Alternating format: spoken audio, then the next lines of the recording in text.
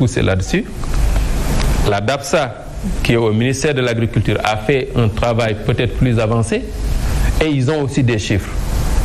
Mais pour éviter la spéculation autour de tout cela, il va savoir gérer cette information très correctement.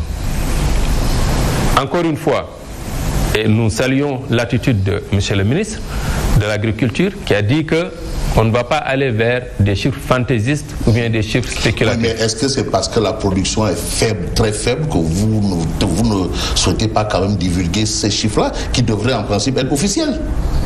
Il n'y a pas un drame à divulguer des estimations. C'est vous qui dites que la production est faible. Oui, mais pourquoi faire de la rétention de l'information alors que ça profite à tout le monde? Question de transparence, par exemple. Je suis désolé, ça ne profite pas à tout le monde. Ah bon? Parce que le fait de donner ces informations peut aussi nous porter préjudice. Comment? Parce que c'est d'abord une information pour laquelle nous avons investi et nous nous sommes investis. Et maintenant, après avoir eu ces informations, nous les exploitons et prenons la primeur. Mais vous avez investi ces informations avec l'argent public quand même. Justement. Mais rendez-les publics. Non, nous servons la cause publique avec ces informations. Nous servons la cause publique avec ces informations. Donc retenons que les autorités, le ministère de l'Agriculture et les autorités au niveau de la Sonacos ont une idée claire de la production arachidière de cette année qu'ils gardent secrètement. Ça, c'est un fait. Vous êtes d'accord? Je ne le dirai pas de la même façon que vous. Vous le direz de quelle façon? Je le dirai que on a fait un travail méticuleux, sincère, transparent. On est arrivé à des résultats sur lesquels nous sommes en train de travailler. Ce n'est pas toutes les informations, vous n'allez pas me dire que toutes les informations sont distribuées de façon comme des petits pains. Mais l'arachide, ça a toujours été comme ça. Pourquoi vous voulez changer la donne? Justement. Pourquoi vous voulez réinventer la roue à ce niveau? Nous ne voulons pas réinventer la roue. Nous voulons produire une roue correcte et acceptable. Ah bon, donc avant les roues n'étaient pas correctes et acceptables. 1 700 000 tonnes de l'année dernière, c'était du charabia. On attend toujours de voir qui peut justifier correctement ou bien de façon même acceptable comment ces 1 700 000 ont été produites ou consommées. On n'a toujours pas de justification. Comment ça? Mais c'est à vous de me dire. Non, c'est officiel. C'est officiel. C'est les chiffres de l'État du Sénégal.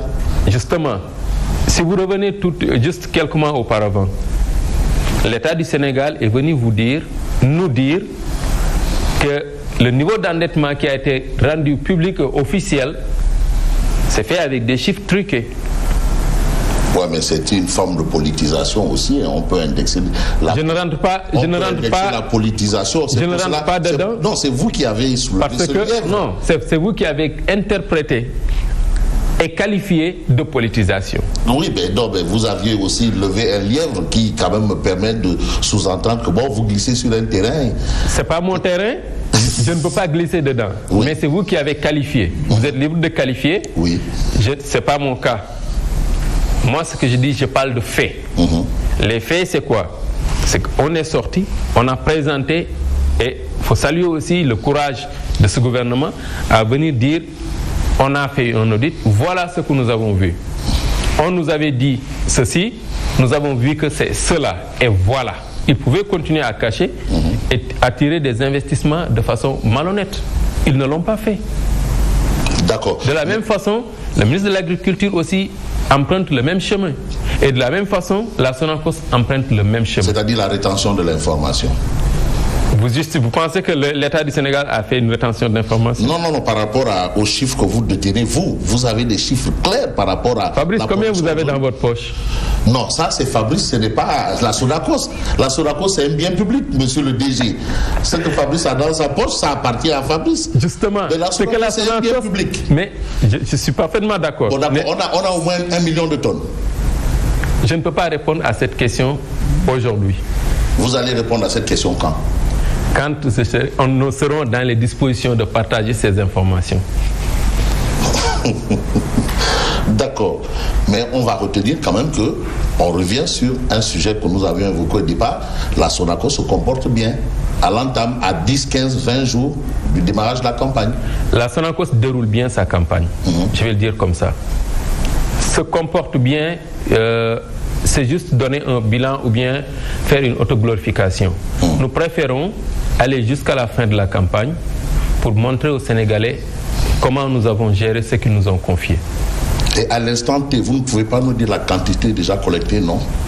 Nous pouvons, ça ne nous dérange pas, parce que c'est des éléments d'étape. Oui. Aujourd'hui, je vais vous dire, en 2023, la Sonacos avait fait 23 000 ou 22 000 tonnes durant toute la campagne. 22 000 tonnes d'arachide. En 2023... C'était pas 18 000 tonnes? Non. 23 000, d'accord. Voilà. L'année passée, la Sonacos a fait 12 900 tonnes. Oui. Là, en 15 jours, nous avons fait... On a plus de 20 000 tonnes déjà. Et si nous considérons ce qui est arrivé dans nos usines et pas encore déchargé, le tout, on est à plus de 25 000 tonnes. Mais oui, mais c'est que les années précédentes aussi, il y avait une question de liquidité. Donc, allez-y comprendre pourquoi c'était un peu difficile. Là, vous avez réglé la liquidité? La liquidité, il y a de l'argent? Ce n'est pas un problème.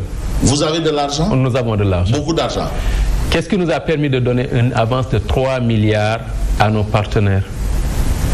Et où est-ce que vous avez trouvé cet argent? Nous travaillons.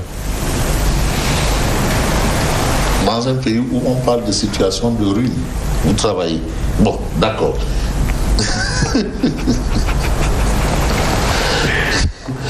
Donc vous êtes à 3 milliards que vous donnez à des producteurs, c'est ça? À des opérateurs.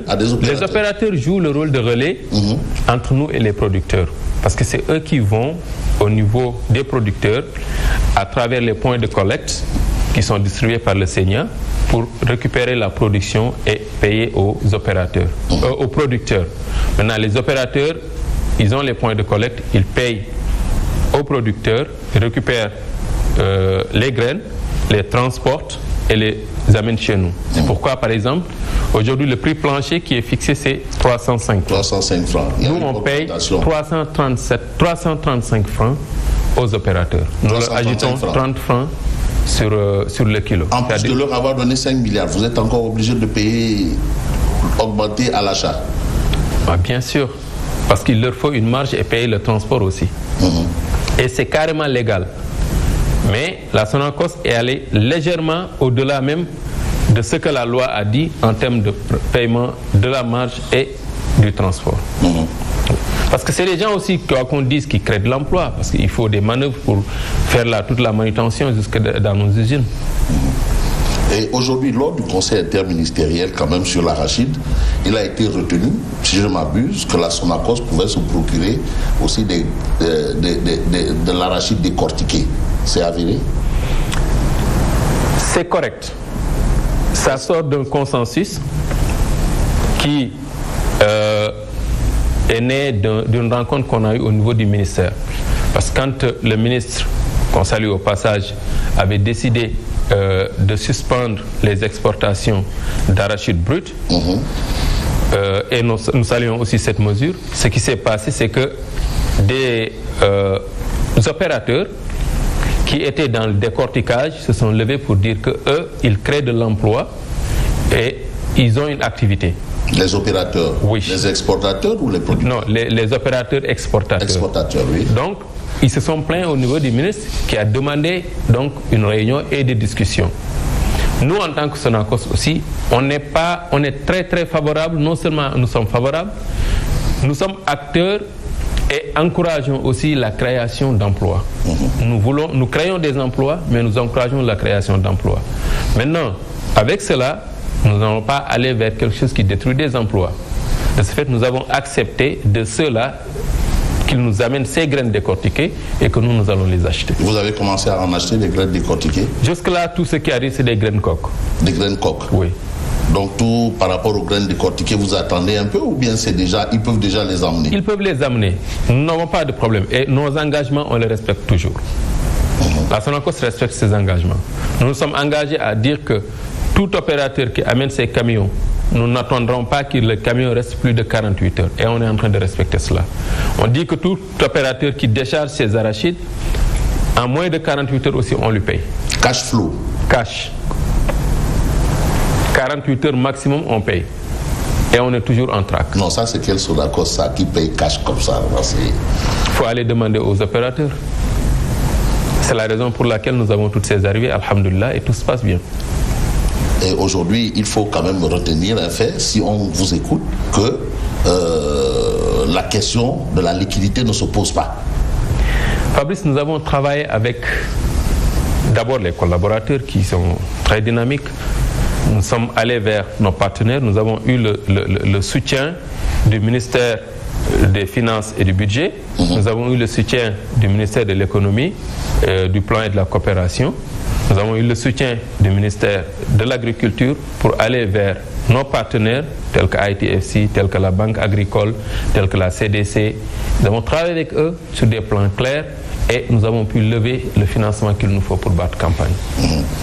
Et tout s'est passé tout naturellement, il n'y a pas eu de soucis à ce niveau. Pourquoi il devait y en avoir? Mais oui, parce que quand même, comment vous faites mieux que ce qui se faisait avant? C'est en travaillant mieux peut-être.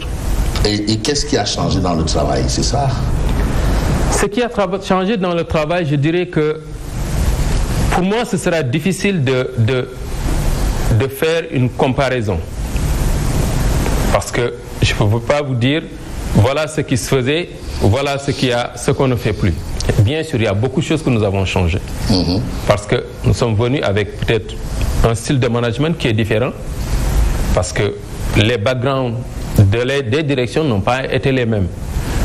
Notre vision et notre compréhension du métier est différente peut-être de ce qui se passait. Mais je n'ai pas essayé de construire sur quelque chose qui était là. Je suis venu avec quelque chose de nouveau que j'ai proposé aux collaborateurs et qu'ils ont non seulement adopté, mais qu'ils ont accepté à m'accompagner dessus. Que vous avez aussi bénéficié d'un travail qui a été bien fait en amont. Vous êtes tombé sur peut-être du pain béni déjà. Je ne vous dirai pas non. Oui. Je ne vous dirai pas non. Mais vous allez dire oui. Non, pour la pure et simple raison que je vous répondrai exactement ce que j'ai répondu à d'autres. Je ne ferai pas le procès publiquement de mes prédécesseurs. Non, ce n'est pas une question de procès, c'est une question de transparence. Si. Jubanti. Exactly. Alors, why not? Of course. Jubanti, voilà, c'est ce qui est dit. Mais si vous avez bénéficié aussi de l'expertise ou du travail bien fait en amont, mais ce n'est pas un problème, dites-le. Et... Je ne peux pas en dire autant, pour la bonne et simple raison que je suis venu avec quelque chose de très différent et les collaborateurs pourront en témoigner. Je suis venu avec quelque chose de tout à fait, mais vraiment tout à fait différent sur beaucoup de choses. Aujourd'hui, au niveau des couloirs et un peu partout, vous pouvez voir nos valeurs. Nos valeurs sont l'intégrité, la performance, la responsabilité. Avant mon arrivée, la Sonacos ne disposait pas de valeurs d'entreprise en soi. Ça veut dire quoi ça? Une société vieille de plusieurs décennies qui ne bénéficiait pas, vous dites? Pas bénéficier, n'en disposait pas. Ne disposait pas de? Voilà. Répète de quoi?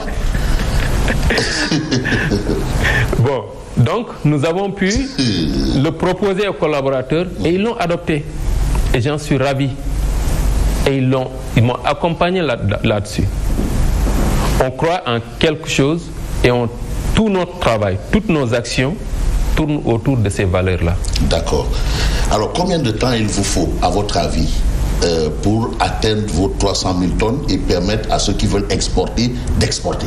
C'est très difficile de répondre à cette question. Ah! Très difficile. Vous avez la quantité qui sortira des champs, vous avez tout sauf ça.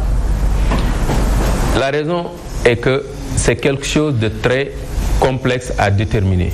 Ce que je peux vous dire, c'est que aujourd'hui, si quelqu'un vient vous dire que j'ai fait, supposons, 30 campagnes agricoles, je sais comment va se passer la 31e, vous pouvez considérer qu'il ne sait pas comment se passe une campagne agricole.